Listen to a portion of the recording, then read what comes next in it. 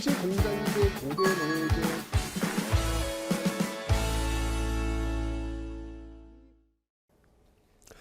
네, 안녕하세요 여러분들. 역사는 최초성. 자, 이런 말이 있더군요. 그 단벌로 다니는 분들 있잖아요.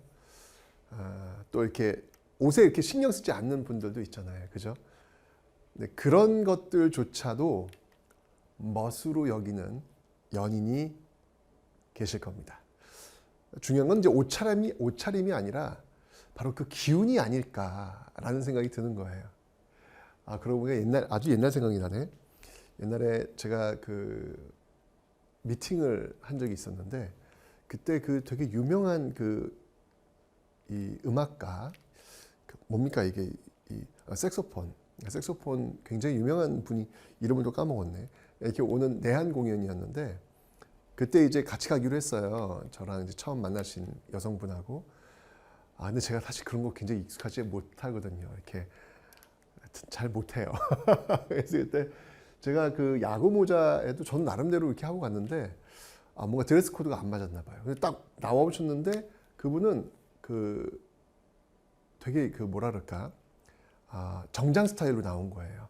정장 스타일과 캐주얼 스타일이 딱 같으니 잘 안 어울렸겠죠. 그죠? 네, 그래서 그다음부터는 연락이 없으시더라고요. 제가 좀 그때만 해도 이렇게 자신이 없어가지고, 이거 좀 더 이렇게 적극적으로 갔어야 되는데, 아마 그랬던 것 같아요. 네. 그래서 중요한 건 그런 것 같아요. 네. 이렇게 저도 이렇게 그 옷차림, 캐주얼, 그것도 뭐 문제는 있었겠지만, 그래도 그 자신 없어하는 그때 당시에 저의 그 기운, 모습, 이런 게 더 크지 않았을까라는 생각이 듭니다. 조금 더 자신 있게, 조금 더 과감하게 갔어야 되는데, 그런 생각이 드네요. 맞습니다, 여러분들. 기운이 중요합니다. 스스로에 대한 그 자신감, 그것은 이 외부보다 더 중요하지 않을까라는 생각이 드네요. 여러분, 그 기운을 차리시기 바랍니다. 시작해 보시죠.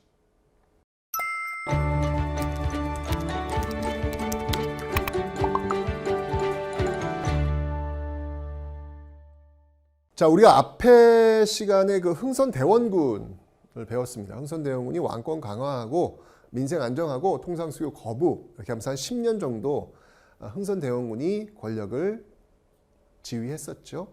자, 그런데 이 최익현의 그 탄핵 상소에 의해 가지고 결국 흥선대원군은 물러나고 고종의 친정 체제가 시작이 됩니다. 그런데 사실 이 고종이 독자적으로 자신의 어떤 그 역할을 했느냐, 그건 아니에요. 고종의 그 부인이 누굽니까? 명성황후죠. 이 명성황후가 여흥민씨인데요. 이 여흥민씨 세력이 또 고종을 둘러싸게 되는 그런 모습을 보이게 됩니다. 고종이 정말 그 홀로 서게 되는 그 시점은 한참 뒤로 가야 돼요. 나중에 그 명성황후 시해 사건, 바로 을미사변이죠. 그 이후에 아관파천을 계기로 해서 고종이 독자적인 혼자의 어떤 그 정치의 어떤 행보를 보이게 됩니다. 그러니까 어렸을 때는 아버지, 또 집권했을 때는 부인, 그 부인이 죽고 나서 이제 고종이 이제 이후에 이어지면 대한제국과 연결되는 거거든요. 그런 어떤 모습들이 이제 펼쳐지게 될 겁니다. 자, 어쨌든 지금 이 시점은요, 이 고종과 민씨 세력들이 이제 중심이 되고 있는 어떤 그런 모습들을 보이고 있는데, 당시 상황을 좀 볼게요. 대원군은 물러났고요. 조금 상황이 지났어요. 한 10년 지났으니까 이쯤 되면 이제 통상개화파들이 굉장히 그 성장하는 모습을 보이게 됩니다. 앞에서 제가 설명을 드렸지만 대표적인 통상개화파 박규수, 기억나시죠, 여러분들? 이 박규수, 삼정 이정청, 제너럴 셔먼호 사건, 그리고 이제 통상개화파의 어떤 역할을 하게 되는 거예요. 이제 우리도 문 좀 열어야 된다라고 이야기를 하는 것이죠. 그 다음에 이제 유흥기하고 오경석, 이런 사람들은 중인 출신들입니다.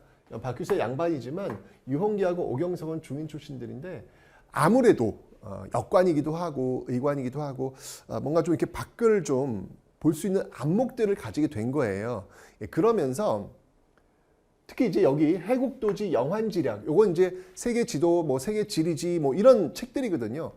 세계 이 돌아가는 어떤 정세를 지금 보면서 우리가 지금 이렇게 가서는 안 되겠구나라는 판단을 하게 됩니다. 바로 이제 이런 사람들이 이제 모여가지고 이야기를 하면서 이제 우리도 문을 열어야 된다라는 통상계약파가 성장하고 있는 상황이었어요. 그런데 이때 또 어떤 사건이 벌어지냐면 참 이게 늘 일본과 이게 문제가 됩니다.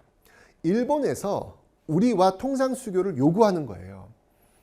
그런데 이제 그때 이제 어떤 문제가 있으면 서계가 뭐냐면 이게 이제 일본에서 보낸 그 국서라고 보시면 됩니다. 근데 국서인데 거기에 형식에 뭐라고 나와 있냐면, 그러니까 이제까지 조선이라는 나라는 중국 중심의 어떤 세계관에서 좀 살고 있는 나라지 않습니까? 그죠? 그런데 일본이 또 하나의 일본 중심의 세계관을 요구하면서 우리한테 거기에 종속되는 그런 걸 요구하는 거예요. 우리는 어떤 중국 중심의 세계관에 살고 있는데 일본이 딱 치고 들어오니까 우리는 그런 건 못한다. 이거 잘못된 편지다. 돌려보낸단 말이죠. 이렇게 되면서 일본 내에선 정한론이라는 게 나옵니다.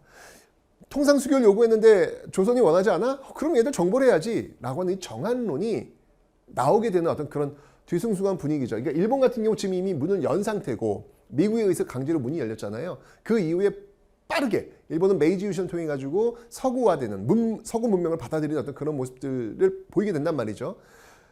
그러니까 그런 식으로 일본이 미국에 의해서 강제로 문을 열었던 방식으로 우리도 똑같이 한번 한국을 정벌하자라고 하는 어떤 이런 주장들이 나오게 되는 거예요. 이게 바로 정한론이라는 겁니다. 그런 어떤 그 맥락 속에서 일본이 드디어 배를 보내죠. 그러면서 통상수교를 요구하게 되는데 이 배의 이름이 바로 운요호라는 겁니다. 운요 사건이 벌어지게 되는 거예요. 역시 마찬가지로 강화도입니다. 병인양요, 신미양요, 운요 사건 모두 다 강화도입니다. 제가 얘기했지만 배를 타고 들어올 때는 한강을 거쳐 들어와야 되기 때문에 강화도라는 관문을 거칠 수밖에 없는 거예요. 자, 이때도 역시 마찬가지로 포격이 벌어지면서 일본과 갈등 상태가 되는 것이죠. 이때 이제 일본이 요구하는 거예요. 너희들 우리 전쟁할 거야, 통상수교할 거야. 선택해. 라고 지금 이 운요 사건 계기로 해서 압박이 들어오는 거예요. 만약 흥선대원군 정부라면 어땠을까? 제가 볼 때 흥선대원군 정부라면 싸웠을 거예요. 그런데 지금은 흥선대원군 정부가 아니잖아요. 고종의 친정체제잖아요. 그런 상황에서 통상계합화가 지금 성장하고 있는 과정 속에서 지금 이 상황 속에서 굳이 우리가 또 전쟁을 펼칠 이유는 없겠다. 어차피 우리 통상해야 된다. 라고 하는 입장들이 있었기 때문에 결국 일본의 이 주장을 받아들이게 되면서 일본과 통상을 하고 수교를 하게 되는 것이죠. 그러면서 체결된 조약이 바로 강화도 조약이더라라는 겁니다. 다른 말로 조일수호 조규라고도 합니다. 1876년이죠. 저는 이 1876년은 굉장히 시대의 구분에 있어서 중요한 시기다라는 생각이 드는 거예요. 왜냐하면 여러분들 지금 머리에서 발끝까지 우리의 전통을 한번 찾아보세요. 어디에도 없습니다. 머리에서 발끝까지 우리는 다 서구화되어 있습니다. 그러면 언제부터 이 서구화의 어떤 그 시작이 되었을까? 그 시점이 바로 1876년이라는 것이죠. 강화도 조약으로 우린 드디어 자본주의 바다에 발을 담그게 되는 그런 계기가 되었다. 그게 굉장히 중요한 시점이에요. 1876년이라고 하는 것은. 자, 이 1876년 맺었던 이 강화도 조약, 조일수 조규의 내용을 한번 살펴보도록 하겠습니다. 자, 여기 어떤 내용이냐면 조선은 자주국이라는 내용이 들어가 있습니다. 자, 우선 이 강화도 조약을 체결하는 데 있어가지고 이 장소, 강화도 어디냐면요. 여기가 연무당이라는 곳이에요. 연무당이라는 곳이고 여기에서 이제 활약했던 인물이 신헌이라는 인물이 되겠습니다. 일본과 이제 협상을 했던 것이죠. 그러면서 나온 게 이제 강화도 조약인데 그 내용을 보면 조선은 자주국이라는 내용이 들어가 있습니다. 조선은 자주국이다. 자, 뭐 너무 당연한 말 아니겠습니까? 너무 좋은 말 아니겠습니까? 근데 여기는 일본의 의도가 들어가 있어요. 무슨 말이냐면 제가 아까 설명드렸지만 이제까지 조선이라는 나라는 중국 중심의 세계관 속에 지금 편입되어 있는 상태란 말이죠. 그런데 일본이 조선은 자주국이라고 하는 용어를 집어넣었다는 얘기 뭐냐면 조선은 중국 중심의 세계관에 편입되어 있는 나라가 아니라는 이야기예요. 중국과는 별개의 나라라는 거예요. 당연한 것 같죠? 당연한 이 말이 일본 측 입장에서는 좀 다르게 해석될 수 있다는 얘기입니다. 뭐냐면 그러니까 조선은 청과 관련 없이 일본이 마음대로 할 수 있다라고 하는 단서 조항을 만들어 놓은 거예요. 이 조선이라는 나라가 청나라와 연결되어 있으면 일본은 함부로 할 수가 없죠. 중국과의 싸워야 되는 일이 벌어지는 거니까. 그래서 이 중국과의 관계를 떨어내기 위해서 이런 문구가 들어가 있다라는 것이죠. 척의 종주권을 부인하는 그런 문장이 되겠습니다. 자, 그러면서 통상을 하기 위해서는 이제 문을 열어야 될 거 아니에요. 전면적으로 연 건 아니었고요. 개항장 몇 개를 정합니다. 우선 처음으로 정한 곳이 어디였냐면 부산이었습니다. 이제 이 부산이라고 하는 곳이 역사에서 아주 전면으로 등장하게 되는 그런 계기가 바로 이 강화도 조약이라고 보시면 돼요. 자, 이 부산 왜 두 곳을 더 열겠다. 나중에 천천히 원산이 80년도에 열리고 그 다음에 이제 인천이 83년도에 열리게 될 겁니다. 어쨌건 부산 이외 두 곳을 열어라. 이제 이렇게 나와 있는 것이죠. 그런데 이제 이 조약을 잘 뜯어보면 굉장히 불평등한 내용들이 꽤 많이 들어가 있어요. 자, 예를 들면 이런 겁니다. 해안 측량권. 그러니까 일본이 우리나라 그 해안을 측량할 수 있는 권리를 주도록 이 조약이 들어가 있습니다. 근데 이건 여러분들 명백한 주권 침해죠. 우리의 해안을 왜 일본이 말이 안 되는 거야. 이건 여러분들 우리 그 국토와 관련된 국경과 관련된 그런 문제인데 아니 생각해 보세요. 외국이 우리나라 와가지고 해안선이 어디에 나가고 어디에 들어오고 이제 이런 걸 다 재간다는 게 말이 됩니까? 이거는 국가 기밀과도 관련된 부분들이잖아요. 이걸 준 거예요. 해안 측량권을. 그죠? 그 다음에 영사 재판권을 줬습니다. 뭐냐면 일본인들이 우리나라에 들어와가지고 만약에 어떤 사고가 벌어졌어.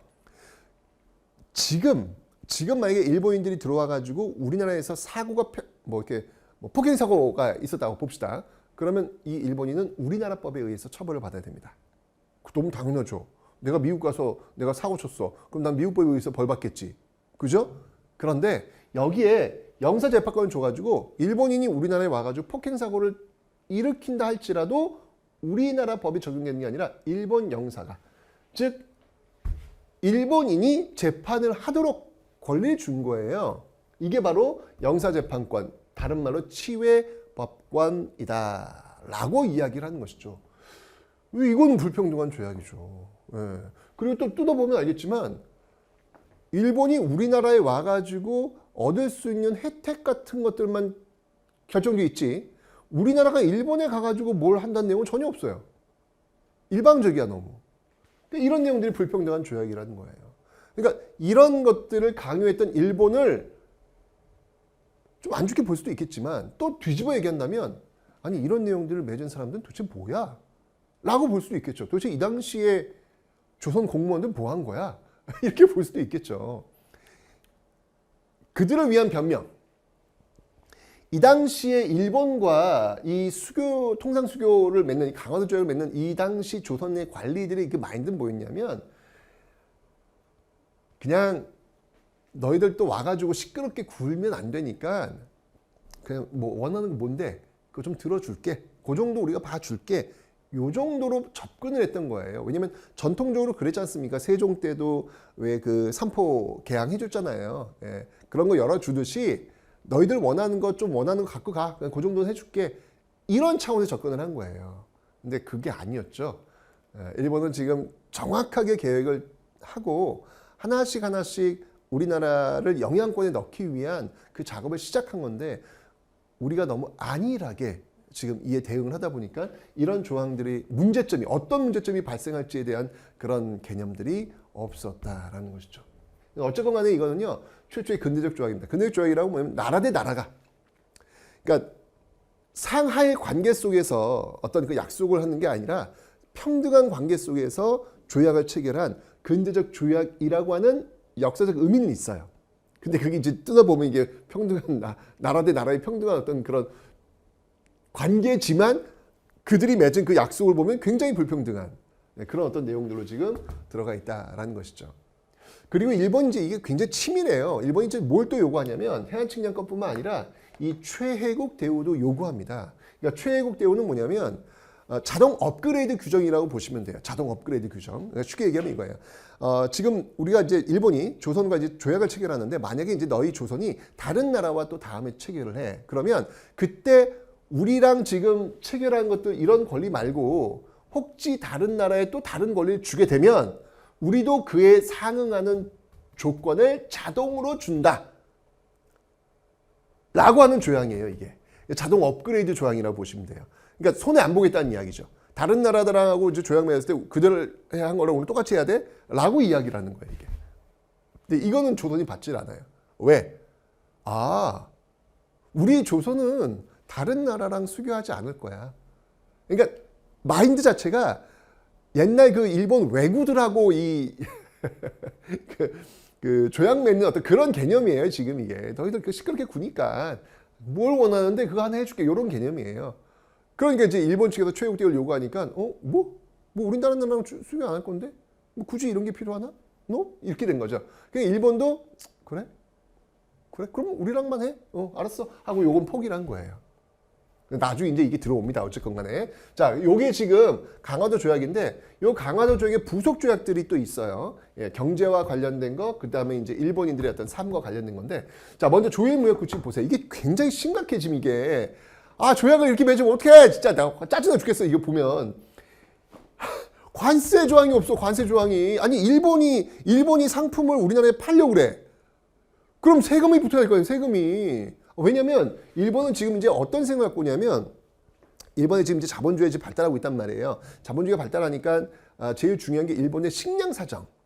쌀이 부족해질 수 있잖아요. 왜냐면 자본주의가 발달한다는 얘기 뭐냐면 공장이 많이 지어진다는 것이고 그 공장에서 노동자들이 일한다는 건데 그 노동자들이 누구냐면 농민들일 거 아닙니까? 그러니까 농민들이 이 공장으로 간다는 얘기는 농사 지을 사람들이 점점 적어진다는 이야기겠죠. 그럼 쌀이 부족할 거 아니야. 이 쌀을 어디서 해결할 거냐? 조선에서 가져오자는 이야기예요. 무역을 통해 가지고. 그러면 조선에서 이 쌀을 가져오려면 뭔가 물건을 팔아야 될 거 아니야. 근데 그 당시에 산업혁명의 그 과정 속에서 면제품, 쉽게 얘기하면 속옷, 이런 것들이 영국산이 일본으로 지금 거쳐가지고 막 쌓이고 있다고요.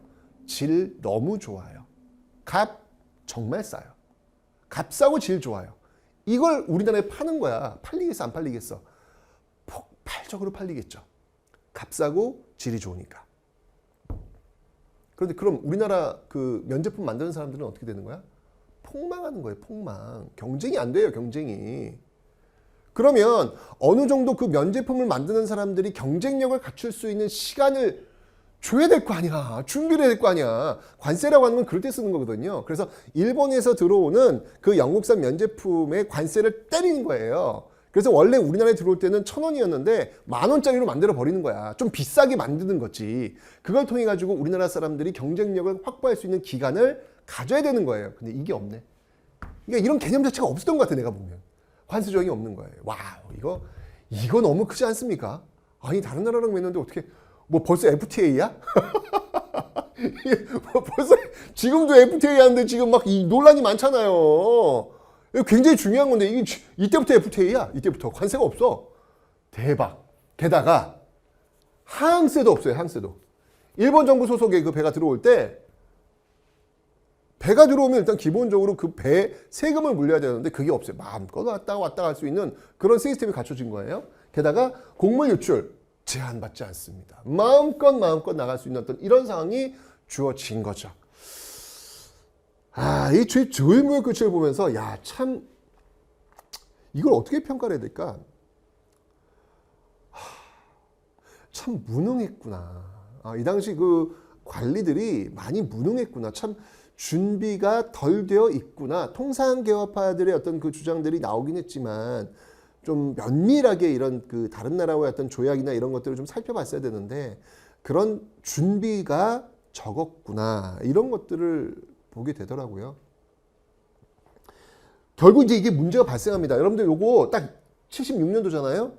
관세가 매겨지지 않으니까 난리가 난 거예요. 막 물자들이 막 들어오고 지금 막 우리나라 이 곡물은 막 나가고 지금 난리가 난 거예요. 나중에서야 아차차한 거죠.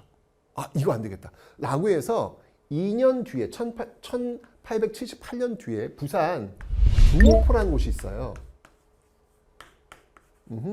이 두모포라는 곳에서 이 부산입니다. 여기 이제 해관을 설치해가지고 세금을 징수하려고 해요. 세금을 징수하려고 해요. 왜냐하면 이게 없으니까 난리가 난 걸 이제 이 삶에서 이게 경험을 한 거라. 그러자 일본 측에서 강력하게 항의합니다. 야, 조약 이렇게 맺었는데 이거 좀 뭐 하는 짓이야, 이거. 이거 조약 위반이야? 강력하게 저항을 하고 심지어는 막 난리를 일으키는 그런 모습까지 보이게 되면서 결국 철수하게 되죠. 그러니까 이게 조약 잘 맺어야 되는 거야, 이게. 잘 맺어야 되는 거야, 이게 지금. 이게 지금 조일무역규칙이라는 거 기억해 두시면 되고요. 그 다음에 또 이제 부속 쪽에 조일수호 조교, 이 조일수호 조교니까 거기에 부록입니다. 부록인데 계양장을 지금 열기로 했잖아요. 그죠? 부산 열기로 했는데 이 계양장 안에서 요 조약의 부록이 되니까 거기 내용을 지금 보여주고 있는 거예요. 그 계양장 안에서 일본 화폐를 사용할 수 있도록 해요. 이건 무슨 말도 안 되는. 야, 이게 왜 우리나라 가서 일본 화폐를 써? 이게 여러분 말이 됩니까? 여러분들 지금 편의점 가셔가지고 일본 엔화 내면은 물건 살 수 있을 것 같아요? 못 사지. 이게 가능하도록 만든 거야. 이것도 황당해. 그리고 그 계양장에서 무역, 그러니까 이것도 보면 계양장 밖을 벗어나지 못하도록 하는 거야. 이게 철저하게 내가 보니까 이거는 전근대 일본 왜구들과 맺었던 그 조약의 추억이라고 할까? 조약의 기억이라고 할까? 그 기억이 굉장히 강하게 조선 관리들한테 남아있었던 것 같아. 그래, 알았어. 너희들 뭘 원하는데 뭐 쌀 좀 가져가려고? 그래, 알았어. 쌀 가져가. 근데 대신 그거는 저기 뭐 부산 안에서만 해야 된다? 요 정도로 해준 거예요, 이게. 이걸 이제 우리는 계양장 무역, 내지 무역은 안 되는 것이죠. 그러니까 내지라고 하는 건 뭐냐면 계양장을 벗어나서 내륙으로 들어올 수 있는 그런 무역은 하지 못하도록 만들어 놓은 겁니다. 자, 이렇게 되니까 이 조일수호 조교 부록에 따라 가지고 어떤 일이 벌어지냐면, 그러니까 요 계양장을 중심으로 해서 심리 밖으로는 벗어날 수가 없어요. 자, 일본 상인들이 들어오면 그러면 자, 일본 그 속옷을 갖고 들어왔어. 이거 이제 인기 폭발인 것 같아. 이거 한양에 팔려고 그래. 근데 부산을 벗어날 수가 없잖아요. 그럼 어떻게 될까? 우리 전통 상인들이 중개를 해주겠지. 이 일본 상인으로부터 물건을 사가지고 이거를 서울로 옮기겠지. 그 중개를 하는 사람이 누구야? 보부산 객주. 이런 사람들은 중개를 하면서 이문을 남길 수 있으니까 돈 좀 벌겠지. 그죠? 요 당시에는 이런 모습들이 지금 나타나겠다라는 것을 기억해 놓으시면 되겠습니다. 자, 우리가 문을 열었고요. 그 조약을 체결했는데 내가 볼 때는 조약은 터무니없이 불리하고 불합리하고 불평등한 이런 모습들로 지금 체결되었다. 저는 제가 개인적으로 볼 때는 이거는 무능이다. 관리들이 공부 안 했다. 여기서부터 우리의 그 첫 단추는 잘못 꿰어졌다.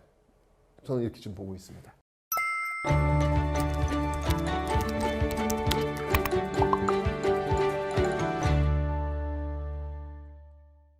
어쨌건 문은 열렸어요. 자, 문은 열리니까 자, 이거 어떻게 해야 되느냐?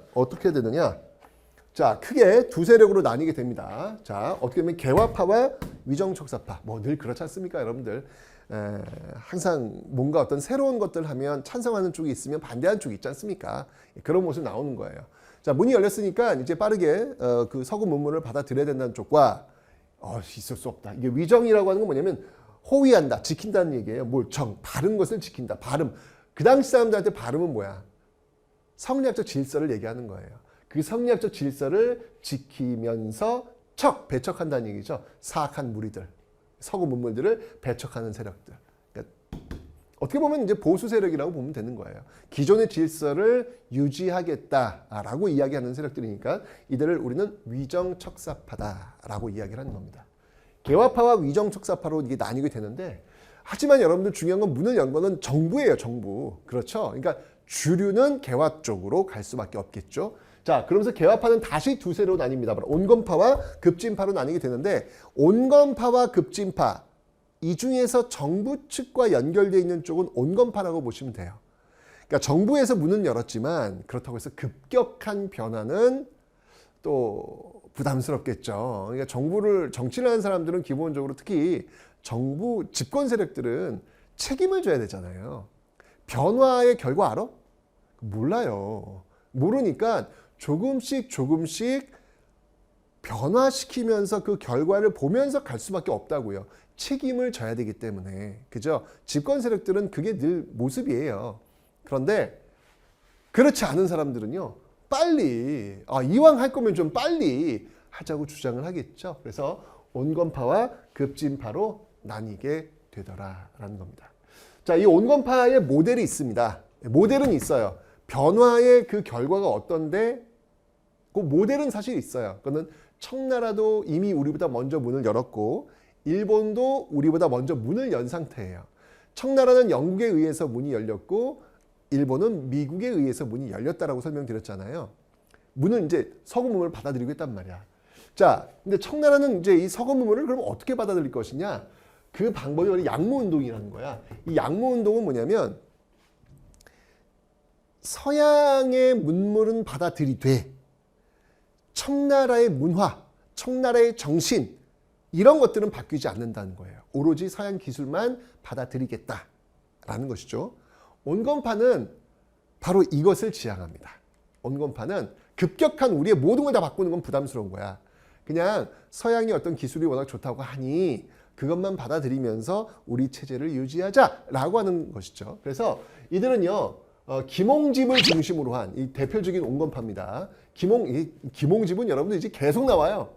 어찌 보면 이 개화를 이끌었던 중심 인물이 김홍집이라고 보시면 돼요. 이 김홍집은 그래서 동도서기에 입각한 개화 방식을 채택을 하는 거예요. 동도서기는 똑같아요. 청나라 그 양무운동의 정신이 뭐냐면 중체서용입니다. 그러니까 중국의 몸은 그대로 있고 서양의 기술만 받아들인다. 아까 제가 설명드렸잖아요. 이걸 중체서용이라고 하는데 이거와 똑같은 방식으로 우리는 동도서기다.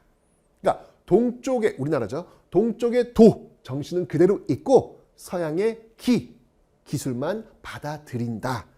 여기에 입각해가지고 이 개화파가 전국을 이끌어 나가게 되는 겁니다. 반면에 급진파는요. 아까 제가 빨리빨리 설명드렸죠. 이거는 일본의 메이지 유신을 모델로 삼고 있어요. 일본의 메이지 유신은 뭐예요, 여러분들? 이 일본의 메이지 유신은 정말 싹 바꾼 거죠. 일본의 문화조차도 싹 바꾼 겁니다. 그러니까 서양의 어떤 기술만 받는 게 아니라 일본의 문화조차도 싹 바꿔버린 것이죠. 이렇게 되면서 여러분들 일본 사무라이 시대가 끝난 거예요. 이제까지 쭉 내려왔던 그 사무라이 시대가 끝나버리게 되는 게 급격한 변화가 온 게 이 메이지 유신이라는 거거든요.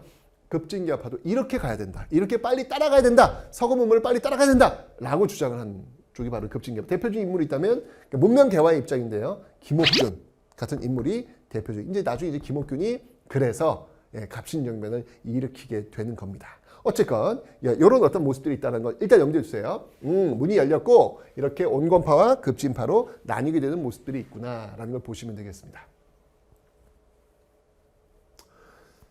자, 일단은 여러분들 문이 열렸으니까 이 온건파 주도로 사실 여기 이 당시에 온건파 급진파가 아주 급격하게 나뉘는 같은 그런 시점은 아니에요. 그건 나중에 이모군란이 벌어졌을 때 이제 나뉠 겁니다. 나중에 설명드릴 거예요. 어쩌면 이 개화파들이 개화 정책을 이끌어 나가려면 본부가 필요할 거 아니에요. 그 본부를 뭘로 만들었냐면 바로 통리기무아문이라는 걸 만듭니다. 통리기무아문. 그 밑에 이제 이 통리기무아문 밑에 이제 이걸 실행할 수 있는 부처를 12개를 만들어요. 그래서 12사. 그러니까 쉽게 얘기하면 의정부 6조. 의정부의 어떤 그 기능들을 실행하기 위해 6조가 6개의 그 부처가 만들어지잖아요. 그런 것처럼 12개의 부처를 만든 거예요. 통리기무아문 12사. 자, 여기서 이제 이 개화 정책을 이제 컨트롤을 하게 됩니다. 자, 가장 중요한 게 뭐냐면 그래요. 지금 동도서기니까 서양의 기술을 받아들여야 되는데 서양의 기술 중에 가장 중요한 게 뭐냐면 바로 군사 기술이에요. 군대예요. 무기예요. 이게 너무 뛰어난 거야. 우린 당해봤잖아. 병인양요 신미양에서 완벽히 깨지는 걸 봤단 말이에요. 서양의 무기가 얼마나 대단한지를 안단 말이에요. 서양의 군대가 얼마나 센지를 안단 말이에요. 그 잘 나가는 중국조차도 무너뜨렸단 말이에요. 그러니까 우리도 서양 스타일의 군대가 필요하겠다라고 해서 군대를 만듭니다. 자, 그 신식 군대 이름이 바로 별기군이에요. 특별한, 스페셜한 기계를 가지고 싸우는 군대. 느낌 오잖아요, 여러분들. 그죠? 그래서 별기군을 만들게 되는데, 근데 이 별기군을 지휘할 수 있는 훈련을 해야 될 거 아니에요. 그냥 이렇게 무기만 있다고 되는 게 아니지 않습니까? 그 훈련을 담당하는 사람이 바로 일본인이에요. 이게 이제 나중에 또 문제가 돼요. 그러니까 새로운 문화가 들어왔는데 그 문화를 훈련시키는 사람이 일본이라고요. 이게 이제 나중에 또 민족적 감정과 부딪히게 되면서 문제가 될 겁니다. 자, 이러면서 여러분 기억납니까? 조선의 군대 임진왜란을 기점으로 해서 중앙군이 5위 체제에서 5군영 체제로 바뀌게 되더라. 임진왜란 과정에서 바로 훈련 도감을 필두로 해서 숙종 때 금이연까지 5개의 군영이 만들어지더라 라고 설명을 드렸습니다. 이걸 5군영이라고 하는데 이제 이 시점 되면 그 5군영이 구식군대가 되는 거예요. 신식군대 별기군이 만들어지면서 조선 후기를 이끌었던 그 5군영이 구식군대가 돼버린 것이지, 이 5군영을 신식군대가 만들어졌으니까 어떻게 해야 돼? 네, 감축 들어가는 거예요. 감축. 여기 군대가 있으니까 결과적으로는 구식군대를 이거는 짜부러뜨려야 될 거 아니에요. 신식군대를 늘려야 될 거 아니에요. 그죠?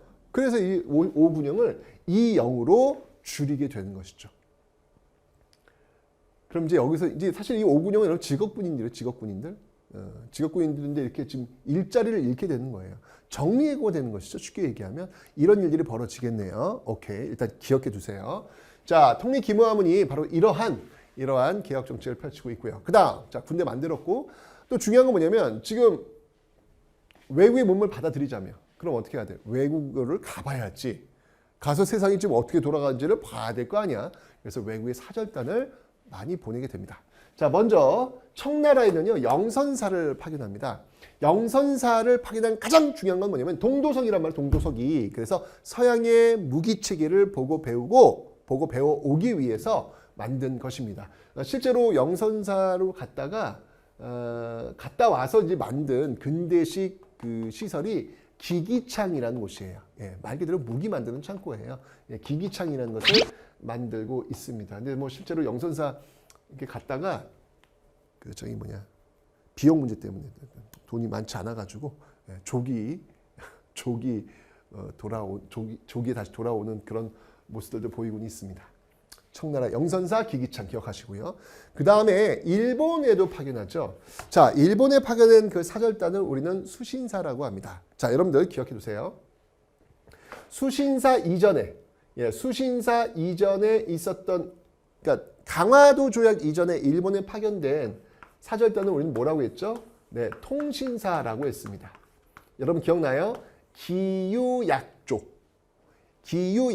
광해군 때 체결했던 그 기유약조에 의해서 일본과 수교가 다시 이루어집니다. 임진왜란으로 수교가 끊겼었는데 회답 겸 세환사를 보내가지고 포로 데려오면서 광해군 정부에서 기유약조를 통해서 다시 일본과 수교를 체결하게 되었다라고 설명을 드렸어요. 통신사의 어떤 그 모습은 뭐였냐면, 그러니까 중국의 문화가 우리 한반도를 거쳐가지고 조선을 거쳐가지고 일본에 전달해 주는 그런 역할들을 했단 말이에요. 일본과의 교류에서. 그런데 강화도 조약 이후에는요, 통신사가 아니라 수신사입니다. 수신사는요, 통신사가 중국, 조선, 일본으로 문화의 방향이 간다면 수신사는 거꾸로예요. 서양, 일본, 조선으로 오게 되는 그런 문화의 흐름이 있더라. 이게 수신사가 되겠습니다. 자, 일본에 파견되는데요. 1차 수신사와 2차 수신사 두 번에 파견되는데, 김홍집은 또 등장하죠, 여러분들. 김홍집은 이제 2차 수신사고요. 1차 수신사로는 누가 파견되냐면 김기수라는 인물이 파견됩니다. 김기수라는 인물이 1차 수신사인데, 이건 이제 강화도 조약 체결하고 나서 일본과 지금 강화도 조약 체결했으니까 이제 일본에 가서 이제 이야기를 하기 위한 외교관이 파견된 것이죠. 그때 수신사. 사실 뭐 1차 수신사는 중요한 게 아니고요. 이 2차 수신사가 이 김홍집이 굉장히 중요합니다. 아주 중요한 역할을 합니다. 뭐냐면 일본에 가서 누구를 만났냐면 일본에 파견된 청나라 외교관을 만납니다. 그 청나라 외교관의 이름은 황준헌, 중식 발음으로 황준쉔이라고 합니다. 그 황준쉔을 만났는데 이 청나라 외교관이, 야, 지금 세계 정세가 지금 급박하게 돌아가. 너희 조선 정신 똑바로 차려야 돼. 라고 하면서 쓱 내민 책자가 하나 있어요. 이대로 해. 이대로 따라와. 그럼 너희는 버틸 수 있을 거야. 그게 뭐냐면 바로 조선 책략이라는 거예요. 조선의 전략이라는, 조선 전략서라고 보시면 돼요. 이게 내용이 뭐냐면, 야, 너희들 지금 저 위쪽에 러시아라는 나라가 있거든. 얘들 장난 아니야. 엄청나게 지금 세력이 지금 커지고 있는데 얘들 이제 분명히 이제 쳐들어올 거다. 조심해야 돼. 너희들 그거 막으려면 어떻게 되는지 알아? 방러. 러시아를 막기 위한 그 전략이 여기 들어가 있는 거예요. 이 방러. 내가 알려줄까? 그 방법이 뭐냐면 세 가지만 기억해. 친중, 결일, 연미. 자, 친중이라고 하는 건 뭐냐면 중국하고는 친하게 지내야 된다 너. 알았지? 결일. 일본 무시하지 마. 일본과 일단 손잡고 있어. 연미. 자, 보세요. 중국과는 이미 친해요. 아이고, 중국 그 4대 관계 속에서 지금 왔지 않습니까? 그죠? 결일. 네, 이미 일본과 강화도를 체결했어요. 그럼 친중 결일은 의미가 없다는 얘기야. 제일 중요한 게 뭐 그 마지막 방법. 연미라는 겁니다. 이 조선 책략의 핵심은 방러, 러시아를 막기 위해서 뭘 하라? 연미하라. 연미가 뭐냐면 미국하고 수교하라는 거예요. 이게 핵심이에요. 이게 핵심. 근데 여러분 미국이 어떤 나라예요? 미국은 우리의 적이에요. 적. 여러분 기억 안 나? 몇 년 전에 신미양을 통해서 우리 너무 많은 사람들을 죽였던 우리의 적이 미국입니다. 이게 참 역사가 참 재밌죠. 예, 지금 우리의 적은 미국입니다. 라고 하면 이건 반미의 이런 모습이 되는데 예, 이 시대가 달라진 거예요. 이 당시는 그랬다는 거예요. 이 당시에. 안 그러겠습니까 여러분들? 방금 미국하고 지금 전쟁 딱 했는데 미국하고 수교를 하라고요? 이 내용이 지금 알려지게 되면서 여러분들 이 조선이 발칵 뒤집혀져요. 다들 그냥 쉽게 얘기하면 이제 촛불 들고 나온 거야. 그 누구냐면 보수파들이 예, 지금은 이제 소위 그 보수 진영이 이제 그 한미 동맹 굉장히 중요시 여기잖아요. 그죠? 근데 이 당시 보수들은 한미 동맹 결사 반대 들고 나온 거예요. 왜냐면 미국하고 싸웠으니까. 그래서 바로 이 위정척사파들이 이게 알려지면서 특히 영남 지방, 이 경상도 지역, 이 경상도 지역에서 만여 명의 유생들이 그 보수 진영에서 들고 나온 거예요. 한미동맹 결사 반대 들고 나온 겁니다. 여러분들. 이게 그 유명한 영남 만인소 사건이라는 거예요. 바로 이 미국하고 이 수교하라는 것이 이 보수 진영을 그냥 발칵 뒤집혀 놓게 된 것이죠. 이건 제가 나중에 다시 한번 설명드릴 거예요. 어쨌건 이 수신사 2차 그 수신사 김홍집이 가져왔던 이 조선 책략이 정말 이 전국을 그냥 달아오르게 만들었던 그런 이슈가 되었다라는 거 일단 기억해 놓으시면 되겠습니다. 근데 어쨌건 여러분들 이 연미라고 하는 이 결과로 우리는 결국 미국하고 수교를 체결합니다. 그게 그 유명한 조미수호 통상조약이라는 거예요. 서양 열강 중에서 가장 먼저 수교를 한 나라가 바로 그래서 미국이 되는 거예요. 됐죠? 자, 그 다음에 일본에 보낸 이 수신사 말고요. 이건 수신사 어떻게 보면 공식적인 외교사절단이라고 보면 되는 것이고, 그 다음에 조사시찰단이라는 걸 또 파견합니다. 이걸 이제 신사유람단이라는 표현을 쓰기도 해요. 근데 신사유람단은 좀 뭔가 좀 그렇지 않습니까? 유람? 놀러 갔나?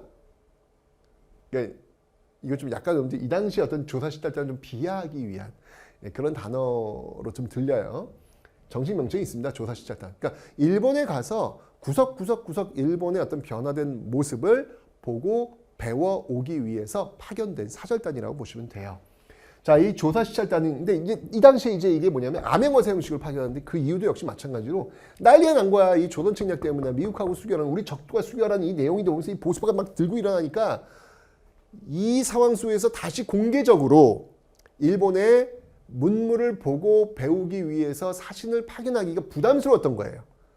그래서 암행어사 형식으로 이 조사시켰던 몇 명한테 편지를 보내죠. 부산에 도착하기 전까지 뜯어보지 마라. 너의 임무는 부산에 도착한 순간 알게 될 것이다. 라고 암행어사 형식으로 본 겁니다. 그래서 부산에 올 때까지도 몰라요. 이 조사시켰더니. 난 도대체 왜 가는지 몰라요. 딱 열어보니까 일본 가서 보고 배워라. 너가 잘하는 분야 다 조사해가지고 보고서 제출해라. 이렇게 지금 나오게 된 것이죠.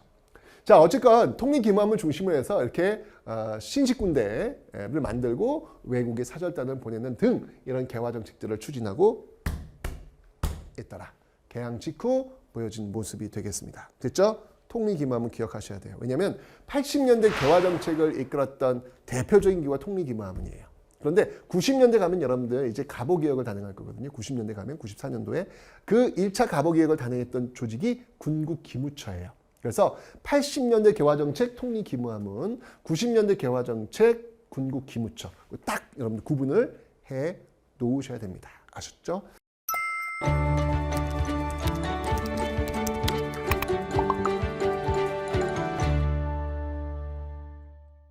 자, 이렇게 해서 지금 개화 정책들이 지금 이루어지고 있는데, 아까 제가 여러분들 뭐라고 설명드렸냐면, 지금 강화도 조약으로 문이 열렸어. 그래, 새로운 문물이 들어오고 있어. 들어오고 있는데,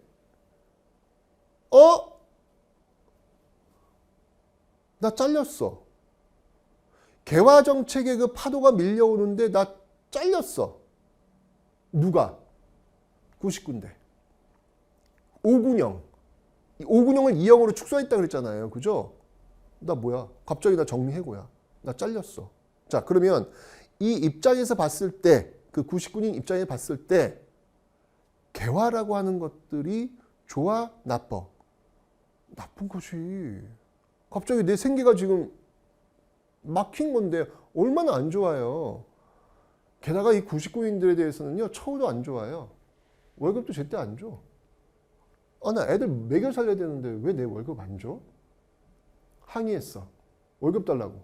나 직업군인이야. 나 월급 줘. 왜 안 줘? 했더니 월급을 줬어. 1년치를 못 받았는데 한 달치를 일단 줬어. 열어봤어. 쌀 가지고 와서 식구들한테 야, 아빠 한 달치 월급 받아왔다. 아직 한 1년치 남았지만 일단 이거 갖고 먹자. 배고픈데 일단 먹자. 라고 해서 쌀가방 열었어. 열었더니 그 안에 모래, 겨 이런 게 쌀하고 같이 섞여 나오는 거예요. 이런 욕 안 나와? 나오죠. 열받은 거야. 이러면서 군인들이 폭발한 거예요. 나 잘릴 것 같은 위험, 게다가 겨우 받은 월급에 내가 닭이야? 내가 그 내가 내 닭이야? 들고 일어난 거예요. 이게 바로 1882년, 바로 이런 개화 정책에 대한 반발 속에서 나왔던 이모년, 1885년이 이모년이거든요. 이모년의 군인들이 일으킨 이모군란이 되는 겁니다. 바로 99인들에 대한 차별. 여기서부터 이제 나오게 되는 것이죠. 일단 기본적으로 이 99인들은요, 뭔가 자기의 리더가 필요할 거 아니야. 그 리더는 누구여야 되겠어? 이 개화 정책을 반대하는 그 사람이 자신들의 리더가 되면 좋잖아. 누가 있을까? 이 개화 정책을 추진하는 과정 속에서 떨려져 나갔던 정치 지도자. 흥선대원군 있잖아요. 흥선대원군을 앞에 딱 놓고 이 개화 정책을 추진했던 그 민씨 세력들을 몰아내려고 하는 거예요. 아니, 흥선대원군도 그렇지 않겠습니까? 며느리 민씨 세력 때문에 어떻게 보면은 시아버지 쫓겨난 거나 마찬가지잖아. 괘씸할 거 아니야. 그런데 군인들이 난을 일으켰다고요. 이거 둘 다 서로 윈윈이 될 거 아니에요? 결국 99군인과 흥선대원군이 손을 잡고 이모군란 밀고 나가게 되는 것이죠. 자, 이게 굉장했습니다. 그래서 이 99인들이 지금 쳐들어간 곳은 어디였냐면 바로 창덕궁이에요. 창덕궁. 이 창덕궁을 밀고 들어가는 거예요. 그 과정 속에 창덕궁에 있었던 명성황후가 놀래서, 잡히면 죽을 것 같거든, 놀래서 피신가는 일까지 벌어지고 있죠. 딱 사라지자마자 흥선대원군은요, 국장 선포를 합니다. 명성황후는 죽었다. 죽지도 않았는데 이 정도로 이 사이가 안 좋았다는 얘기죠. 죽었다 라는 국장 선포를 하는 그런 모습까지 보여지게 되는 거예요. 자, 그런데 이때 바로 이 민씨 세력이 악수를 둡니다. 정말 악수를 둡니다. 그 악수가 뭐냐면, 자신들이 이렇게 있다가는 정권을 빼앗길 것 같단 말이에요. 빼앗기지 않기 위해서 어떻게 했냐면 바로 외국의 도움을 요청합니다. 그러니까 여러분 역사에서 이런 걸 좀 보고 배워야 돼요. 그래요? 정권을 뺏길 것 같아요. 그러면 정권을 되찾는 노력, 오케이. 정치하는 사람들의 가장 핵심은 권력을 차지하는 거니까. 그런데 그 방법이 정말 그 조국과 민족의 마이너스를 주는 행위여서는 안 돼요. 내부에서 해결해야지 이걸 왜 외국 세력을 끌고 들어와? 이거는 정말 악수 중에 악수고요.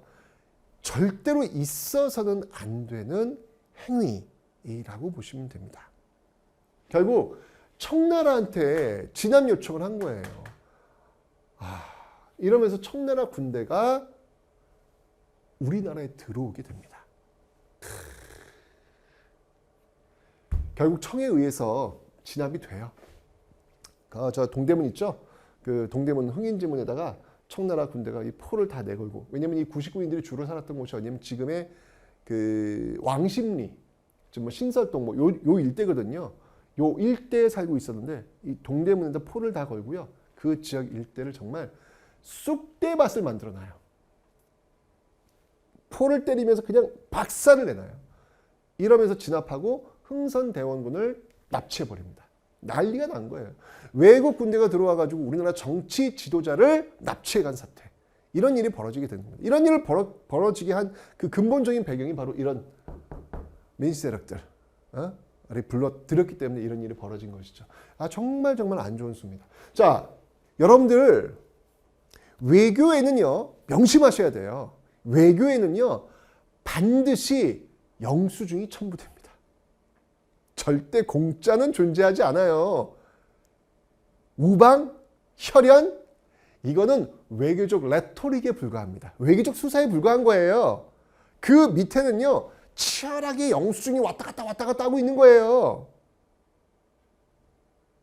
우리를 정말 아버지처럼 여겨주시는 우리 중국 청나라 도와주셨으니까 고맙습니다. 그럼 청나라 그래, 뭐 우리가 또 우리 역할 한 거야. 잘해, 빠이 이럴 것 같아요? 절대 그런 일 없습니다. 외교적 수사 속에서는 그런 이야기가 나올 수 있을런지 몰라도요 밑에는 다 영수증 첨부되어 나옵니다. 자, 이러면서 여러분들 청나라의 그 내정 간섭이 굉장히 강화됩니다. 특히 고문이 파견돼요. 고문이. 자, 어떤 고문이 파견되냐면 멜렌도르프라는 고문이 파견됩니다. 독일인입니다. 독일인인데 이게 청나라에 와 있었던 독일인인데 이 멜렌도르프를 파견해가지고 이제 청나라가 이제 야, 너 가서 좀 쟤 좀 도와줘라라고 한 거예요. 멜렌도르프 목대감이라고도 불립니다. 우리나라 이름으로는 목인덕. 그래서 이 목대감이라고도 불리는데요. 외교와 재정의 고문을 맡게 됩니다. 이거 뭐 청나라 입김이 들어오지 않겠습니까, 여러분들? 그죠? 자, 그리고 실질적인 영수증 바로 내밉니다. 바로 이게 조청상민수를 무역장적이라는 거예요. 이제 이게 청나라가 또 이제 또 이권을 또 가져가야 될 거 아니겠습니까? 도와줬으니까. 그래서 체결한 게 조청상민수를 무역장정인데 이 조청상민수를 무역장정과 그 앞에서 우리가 이제 여러분들 앞에서 지금 우리 배웠잖아, 지금. 강화도 조약에서 이 배웠던 여기 일본과의 어떤 조약. 가장 큰 차이점이 있어요. 1876년 강화도 조약에서 체결된 내용과 이모군란 82년도에 일어났던 이모군란의 결과 체결된 이 조청상민수를 무역장정이 가장 큰 차이점이 있어요. 그건 뭐냐면 기억나요? 일본하고 체결될 때 무역은 일본인들의 무역은 어디서만 한다? 개항장 안에서만 한다. 기억나시죠? 조일소 조규 부록에 분명히 있습니다. 그런데 청나라와 체결된 이 조약에서는 내지 무역이 열려요. 청나라 상인들이 내륙으로 들어올 수 있는 길을 터준 거예요. 와우. 어마어마한 걸 내준 거예요, 지금요. 일본과도 이런 조약은 안 맺었어. 일본과는 그냥 개항장 안에서만 그냥 하기로 했잖아. 그런데 이제 내륙으로 들어올 수 있는 길을 이모군란 결과 이 조청상민수령 무역장정에서 열어준 거예요. 일본이 이것 때문에 최애국 대우를 그때 요구한 거야.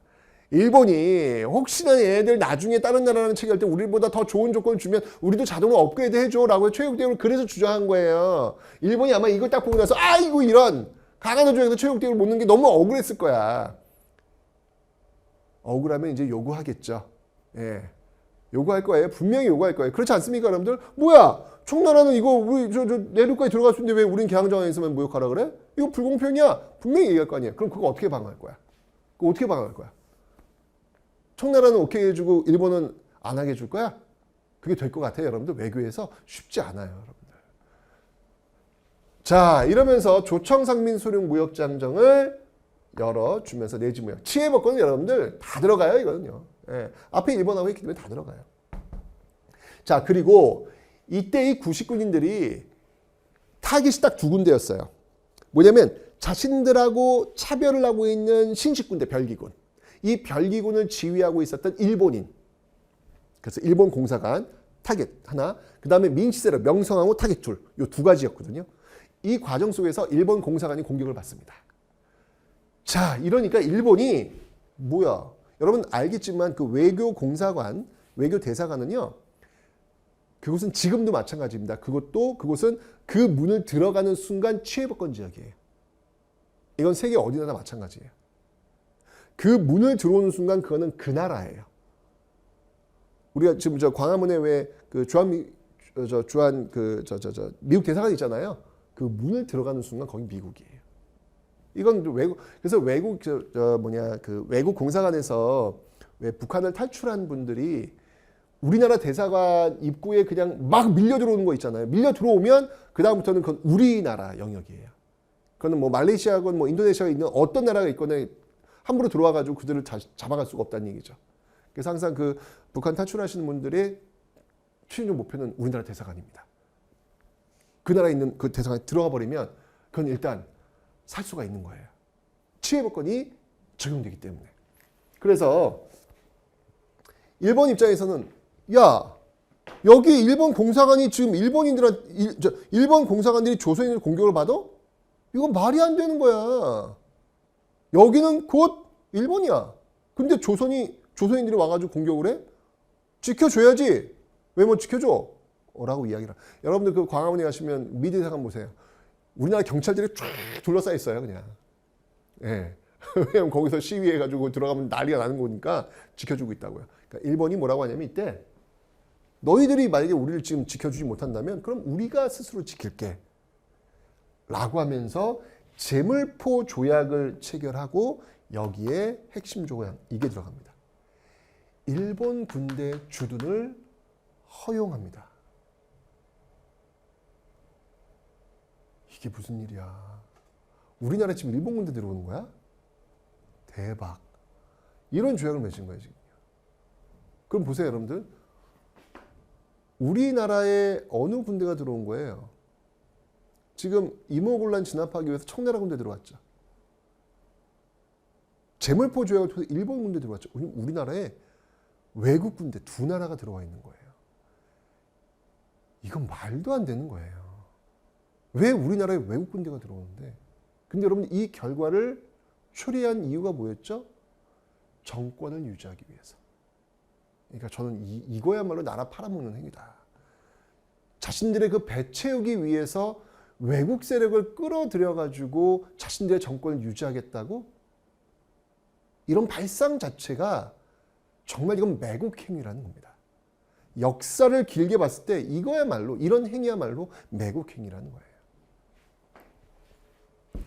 이때 이제 청나라 군대가 들어와가지고 주둔했던 곳이 지금의 용산 지역이에요. 용산 위안스카이 부대가 그 머물러도 용산 지역이 되겠습니다.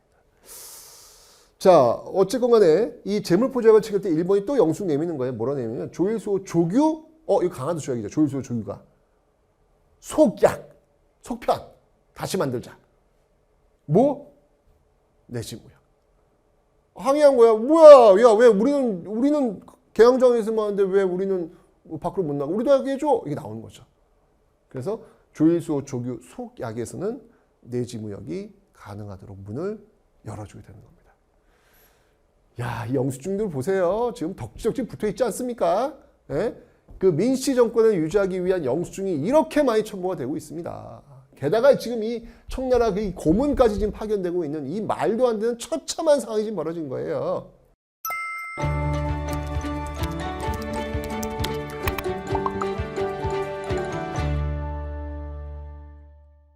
그 당시를 살던 젊은 청춘들 2030 세대입니다. 2030 세대가 열받은 거예요. 야, 이거 지금 뭐 하는 짓이야, 이게 지금. 야, 우리나라에 지금 이제 외세가 들어와가지고 지금 이런 행위를 하고 있단 말이야? 있을 수 없는 일이지 라고 해서 들고 일어나는 거예요. 이때부터 명확하게 온건파와 급진파가 나뉘게 되는 거예요. 자, 이러면서 당시 그 2030 세대들이 일으켰던 사건이 있습니다. 그 사건이 뭐냐면 바로 2년 뒤, 이모군란 2년 뒤에 벌어졌던 갑신정변이라는 거예요. 이 갑신정변을 일으켰던 이 사람들은요, 정말 빵빵하게 잘 나가는 소위 금수저 집안의 2030 아들들, 이렇게 보시면 되겠습니다. 이들은요, 이모군란의 결과 이 청나라 군대가 들어오고 청나라의 내정 간섭이 막 이렇게 특히 멜렌도르프 뭐 목대감 막 이렇게 막 하면서 좀 뭐 하는 거야? 불만이 굉장히 많았죠. 그래서 이 문제를 좀 해결해야지 어떻게 해결할까 고민하고 있었는데 중요한 건 뭐냐면 지금 재정 고문으로 외교 고문으로 들어왔던 이 멜렌도르프가 개화 정책을 추진하려고 하는 거예요. 고문이니까 이거 하시오 저거 하시오 할 거 아니에요. 근데 문제는 뭐냐면 이거 하시오 저거 하시오 저거 하시오 이거 하시오 할 때 뭐가 필요할까? 개화 정책을 추진할 때 뭐니도 머니가 필요하겠죠. 돈이 필요하겠죠. 그죠? 근데 돈이 지금 없어요. 지금 조선 정부가. 이 돈을 어떻게 해결할까? 멜렌도르프는 이렇게 생각합니다. 돈이 지금 일단 없으니까 돈을 좀 찍어내자. 이렇게 이제 제안을 한 거예요. 재정 고문으로서.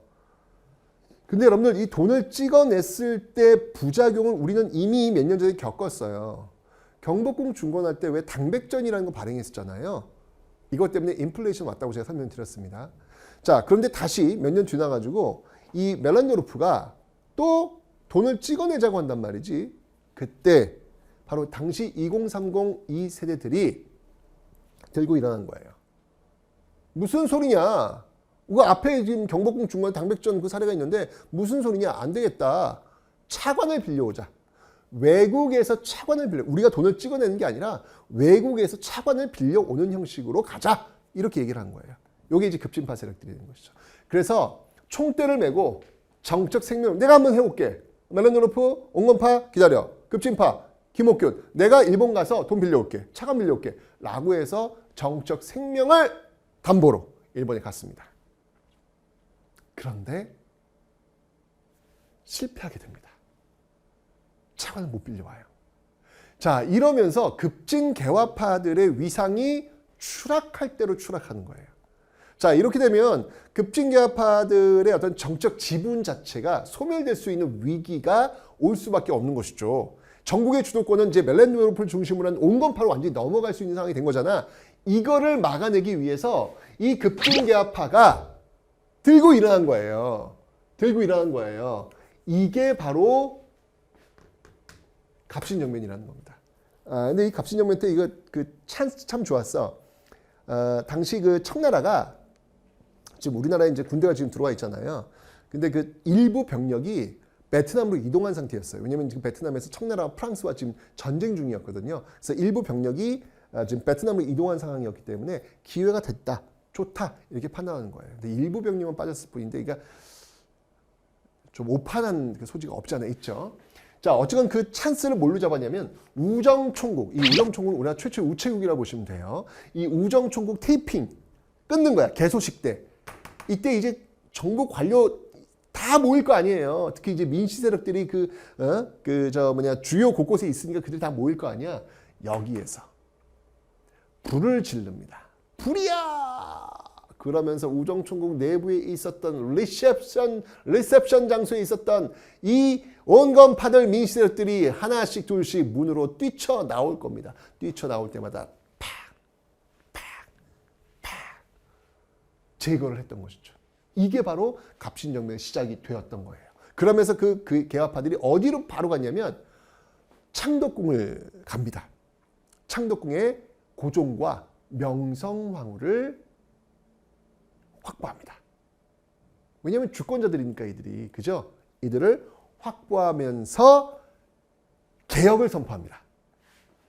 이게 바로 14개조 개혁안이라는 거예요.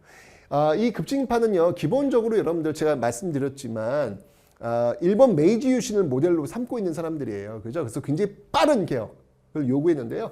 이 내용이 다 들어와 있습니다. 자, 경제적으로는요, 자, 호조 중심의 재정의 일원화를 주장합니다. 이게 무슨 말이냐면 호조는 어딘지 아시죠? 이호 예병 형공. 여기서 호조는 재정을 담당하는 지금의 재정경제부라고 보시면 돼요. 기재부라고 보시면 돼요. 기획재정부, 기재부라고 보시면 되겠습니다. 자, 이 호조에서 재정의 일원화를 주장합니다. 이게 무슨 말이냐면 여러분들 근대 사회와 전근대 사회의 가장 큰 특징이 뭐냐면 근대 사회로 가면 갈수록 투명성이 강화된다는 거예요. 재정이 어떻게 운영되었냐면 왕실 따로, 국가 따로, 왕실 재정 따로, 국가 재정 따로 움직이는 거야. 그러니까 왕실 재정에서 돈을 어떻게 쓰는지를 알 수가 없네. 투명하지 않은 거야. 그런데 이 급진개혁파들은 일본 그 개혁 내용들 보면서 공부한 거죠. 아, 근대 사회 특징은 투명성이다. 그래서 왕이 쓰는 돈조차도 국가 예산이다. 이거 다 알고 있어야 되는 것이고 세금 범위 내에서 써야 되는 것이다. 이거 너무 당연한 거예요, 지금요. 그죠? 그러니까 이게 분리되어 있으면 안 된다. 재정을 일원화시키고 이것을 관리하는 곳을 호조로 통일시켜야 된다. 재정의 일원화 줄고 나오는 거예요. 그 다음에 지조법. 당시 그 백성들이 어떤 세금 문제 있을 거 아닙니까? 그 세금을 좀 더 합리적으로 거둘 수 있는 방법을 한번 마련해보자. 지조법의 개혁. 여러분 중요한 건 토지 분배를 얘기하는 건 아닙니다. 예.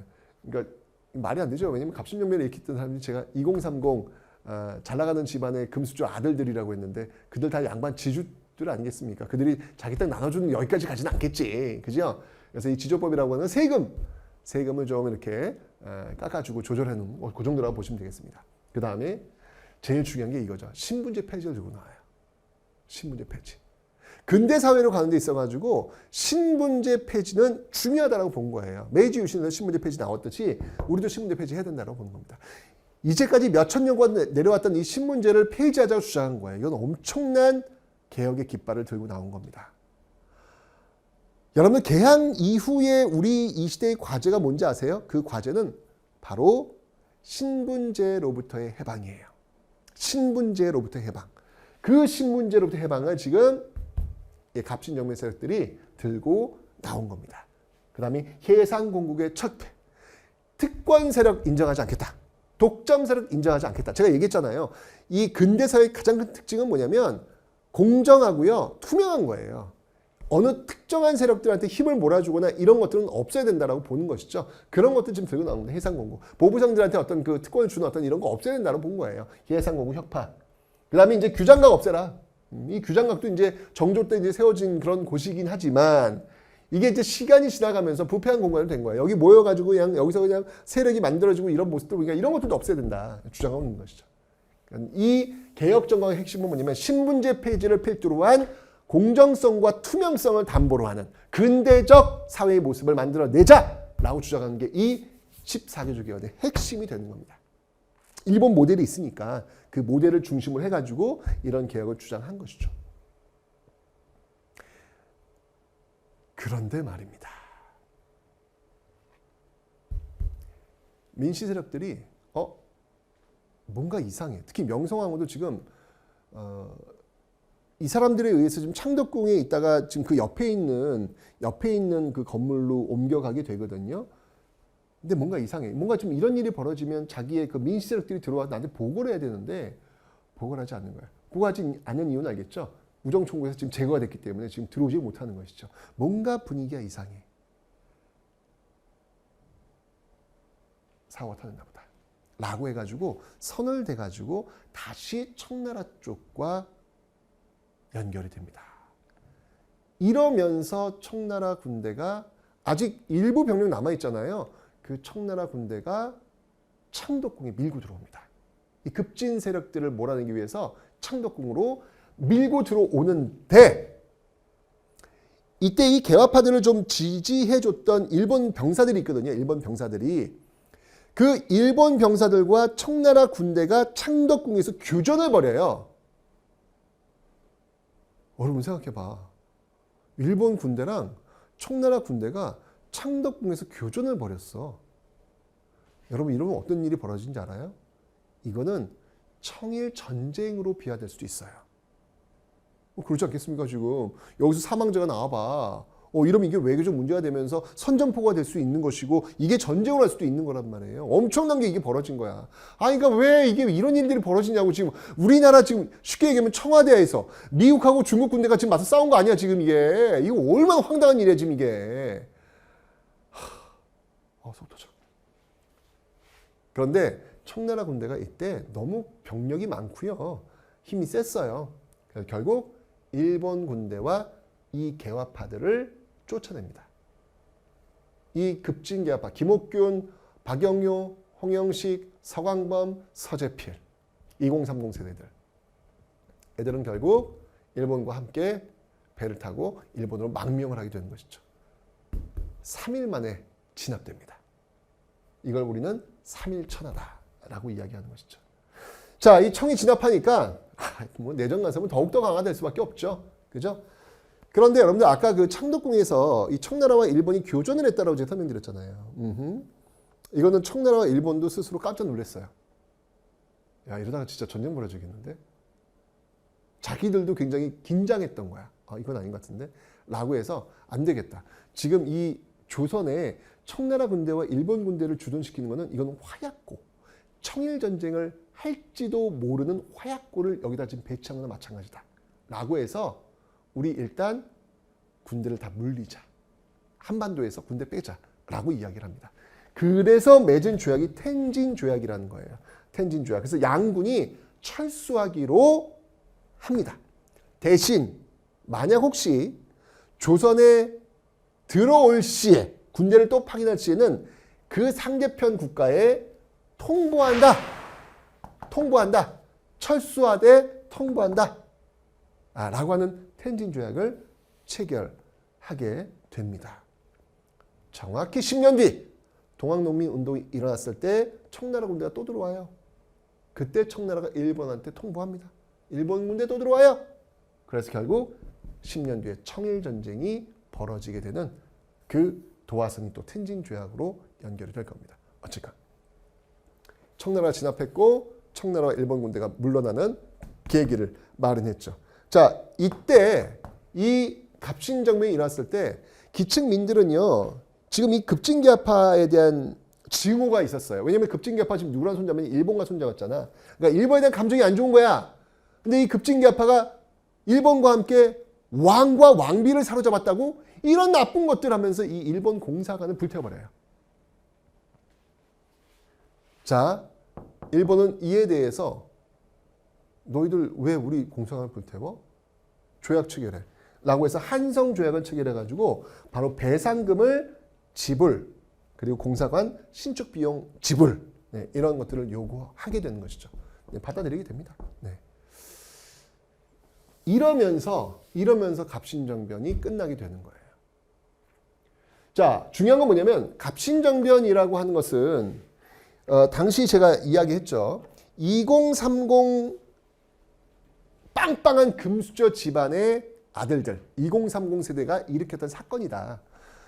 일단 여기 의의를 본다면 우리나라 최초의 정치개혁이라고 볼 수 있겠죠. 신문제 폐지를 주장하고 있으니까. 어떻게 보면 자신의 기득권을 내려놓겠다는 거 아니야. 그냥 이런 거 안 해도 잘 먹고 잘 살 수 있는 어떤 그런 사람들이야. 그렇지 않습니까, 여러분들? 그럼에도 불구하고 그 시대의 청춘들은 이런 시대는 안 되겠다. 우리가 비록 손해를 보더라도, 우리가 비록 잃어버리는 게 있다 할지라도, 우리의 기득권을 내려놓는다 할지라도 우리 뒤에 오는 사람들한테만큼은 누구나 다 평등한 사회에 살 수 있도록 해줘야 되지 않겠는가 라는 그 대의에서 이 갑신정변을 주도했던 것입니다. 그런데 그래서 이제 우리는 이 갑신정변을 그 엘리트들, 소수의 그 엘리트들이 중심이 되어서 개혁을 이끌어 나가려고 시도했다라고 해서 위로부터의 개혁이라고 이야기하는 거예요. 위로부터의 개혁. 자, 그런데 이 위로부터의 개혁이 실패했습니다. 위로부터의 개혁이 실패했으니까 이제 남은 건 뭐가 있죠? 위로부터의 개혁이 실패했으니까 남은 거는 아래로부터의 개혁이 있겠죠. 자, 이제 갑신정변 실패 이후, 위로부터의 개혁이 실패한 이후 10년 뒤 이제 아래로부터의 개혁이 올라오게 될 겁니다. 자, 과연 아래로부터의 개혁은 어떤 모습일지 다음 시간에 확인해 보도록 하겠습니다.